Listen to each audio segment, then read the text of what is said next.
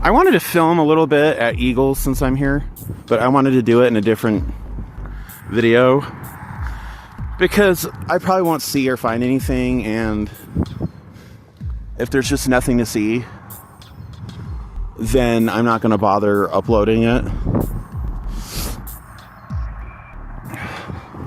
This is my first time back at the Eagles Lodge since September or August. But this place doesn't really get much foot traffic. Like, I'm surprised homeless don't come out here to just sleep in the back. Like, if you can navigate that fucking hill, that incline back there, and get in there, like, you got it made.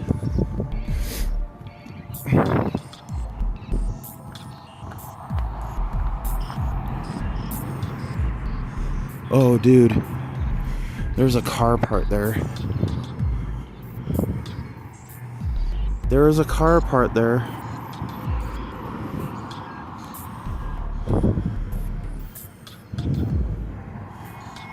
Well, there is a car part there. I never seen any cars here. Looks like that couch and everything that was here is gone. Huh. I don't know if there's anybody in there or not, though. I can't tell. I'm like, the owner is sleeping here in their car to make sure no urbexers come and explore it. There's always something going on in this fucking building. Every time I come out here, there's always something. I mean, the way they have the car parked all the way up to the building, that's a choice. Kind of tells me they want it away from the street, and it's probably someone that's like homeless but has a car, and they chose this area because nobody comes here and it's out of the way and you wouldn't normally see their car. So that's probably what's going on.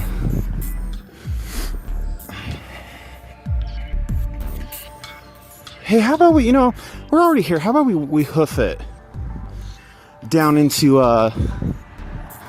Riverdale? Now, who the fuck am I kidding? There ain't nothing to do. It was Friday last week. Where's my heavy fucking bucket, dude? Where's my heavy bucket? I'm assuming that heavy bucket could be anything. But in my head, I'm imagining like chicken nuggets.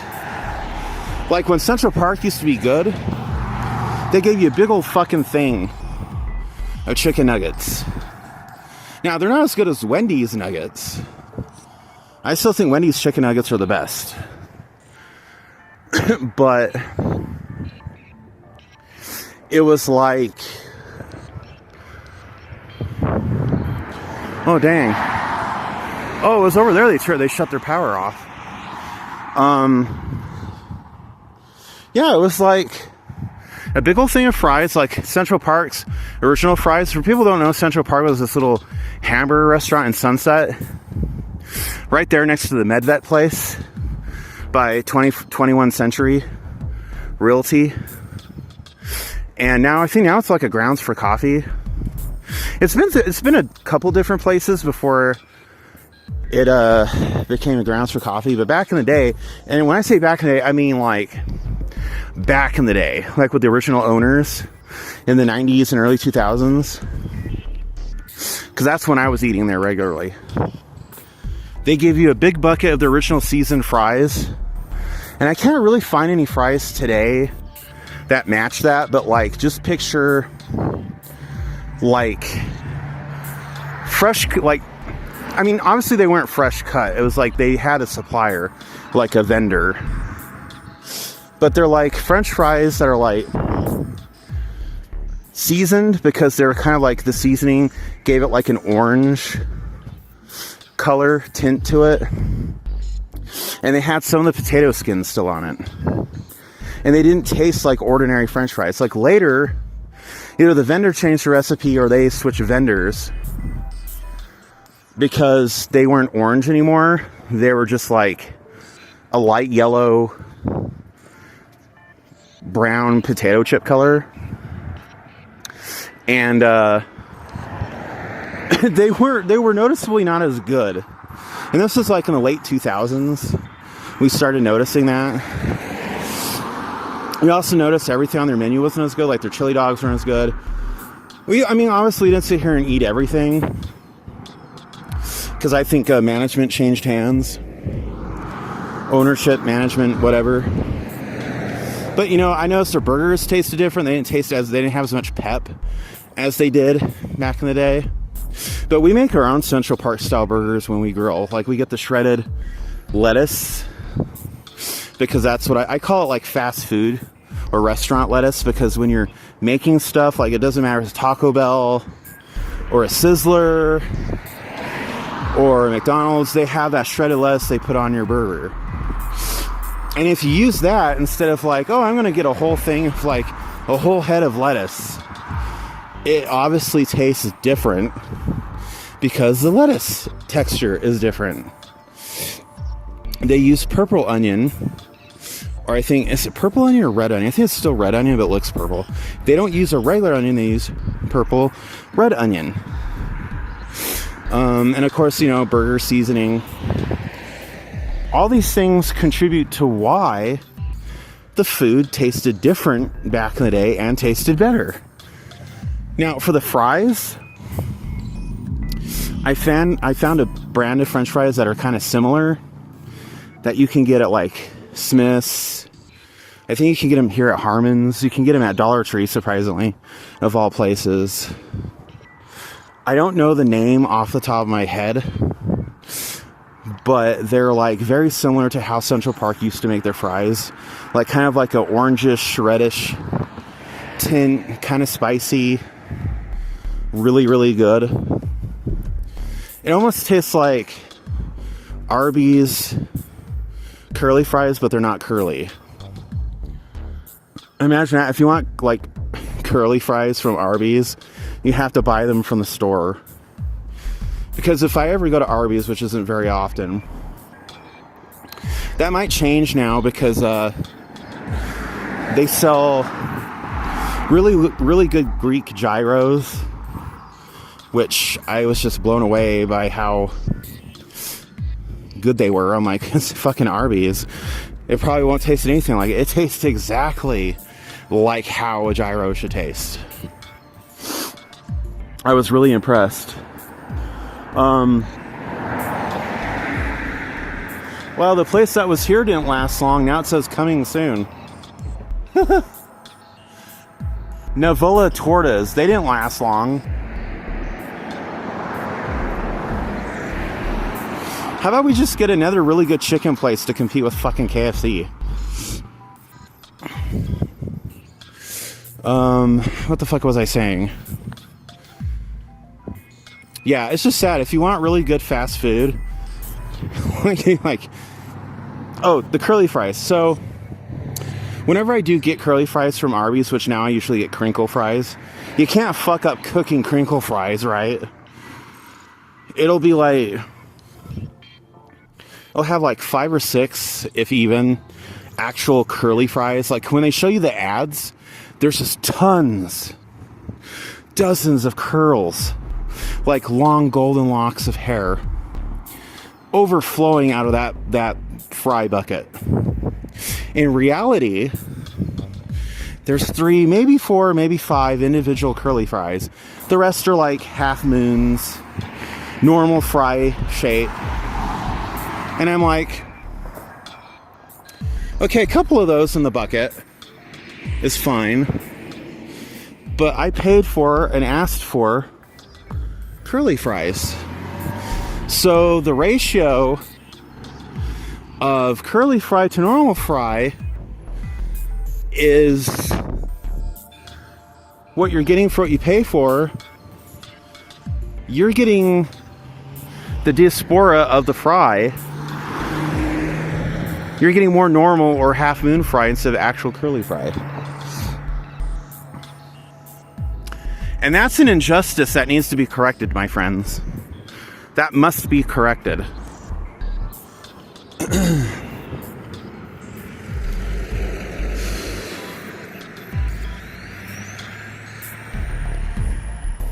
Burger Bar. They got good food. Like, people who say, oh, it's overrated, they're stupid. Either they haven't eaten there, or they're just like hardcore In-N-Out fans. Or they've only ever eaten there once and they've never tried anything else on their menu. So they're like, oh, it's overrated.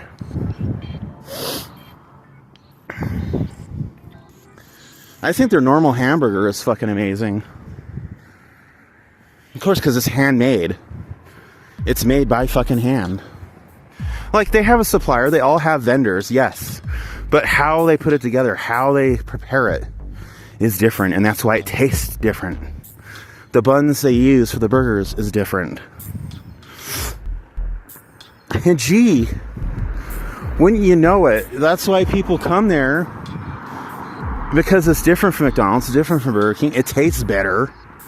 So people are, oh, it's overrated. Well, they're not hurting for money or customers. So clearly someone's opinion is wrong and thus irrelevant.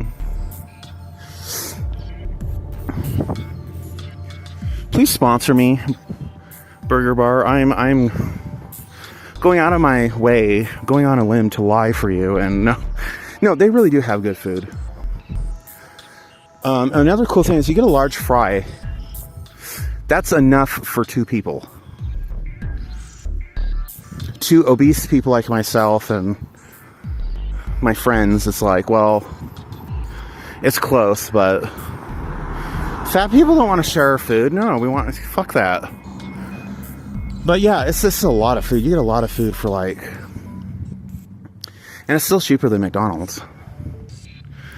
Like, you get more things at Burger Bar. It's cheaper than what you're going to get paying for an entire family dinner of like 4 people at McDonald's or Burger King.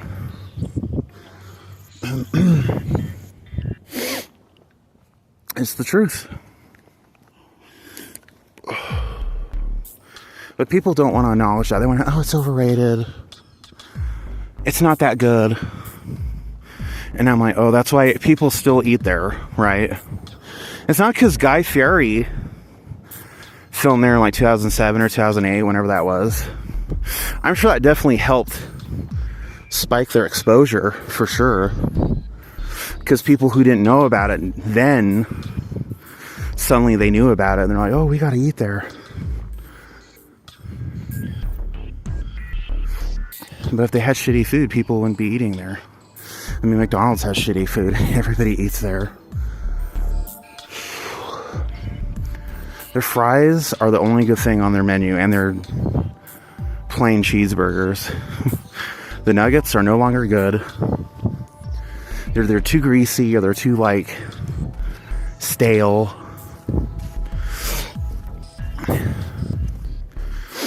It's like they don't even fucking try anymore. It's like they think, oh, we've made it. We're immortalized in the fast food hall of fame. So it doesn't matter. We could come out and who's the fucking guy that came up with McDonald's? Roy Kroc, whatever his name was. We could march his mummified corpse out and parade him around the lobby. And then each of us could, like, drop trout and take a dump on your food tray. And it wouldn't hurt a bit. Like, you notice how when Trump volunteered at McDonald's, they're selling, oh, all these outbreaks of E-coli, they're all McDonald's. And it seems like there wasn't really this investigation. At least they didn't publish any of these findings. They just publish in a tweet on Twitter or on, like, Bing, Google, Yahoo News, whichever browser of your choice, that the CDC or whatever says, oh, they believe the risk to be over. And it's like, well, how did it start? How come it only lasted while Trump was doing the McDonald's or whatever? And I think it's like, oh, he won re-election, so it's a lost cause. We'll hurt our business too much. And people were still eating there. They're like, oh, taking a bloody shit is worth the risk, and having abdominal pains, because I don't feel like cooking. I mean, there are people who are like that.